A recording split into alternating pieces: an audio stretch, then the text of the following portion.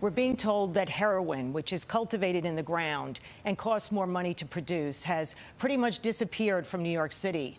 The man-made drug called fentanyl has been king a long time.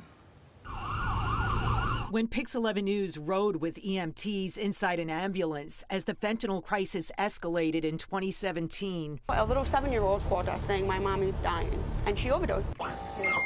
We did not envision the time when the opioid heroin would virtually disappear. Right now, we don't really call it heroin anymore. It's drugs sold as dope.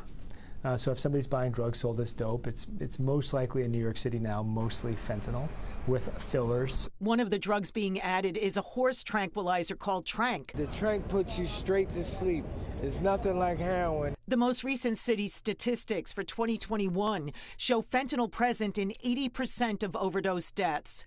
Fentanyl mixed with cocaine was especially fatal for Black New Yorkers in 2021, killing 26.2 per 100,000 residents. The drug supply is unregulated, which means that there's nobody looking at the drugs that are being sold and ensuring that when you go to buy a bag of X that it's not Y or Z.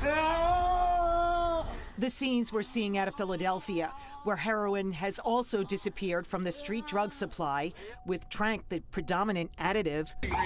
He's breathing. Make it clear no one really knows what they're ingesting, although fentanyl is almost always present. Combine that with an animal tranquilizer that's a sedative and has some of the same effect, and that's just deadly. We're at the Cube Smart self-storage facility here on Jamaica Avenue in Queens. And law enforcement tells us this is just one of the many places where xylazine has been discovered in the city.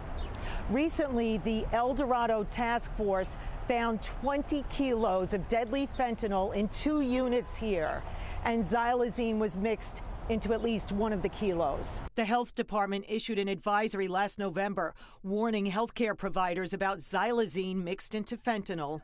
Emergency responders were noticing that naloxone, known as Narcan, did not bring people back as quickly. Because the xylazine is not an opioid, it doesn't respond to naloxone. Yet doctors emphasize the naloxone should be used with every suspected overdose because fentanyl is usually involved. Giving the naloxone is critical because without giving the naloxone, the fentanyl could cause the person to have a fatal overdose. And die. And die. And Dr. Gifto said it's important to stay with someone who remains sedated after an overdose until they recover more. He also said the health department is supporting a drug checking initiative, the use of a special machine that allows people to see what's in their sample. It's only at 4 centers right now.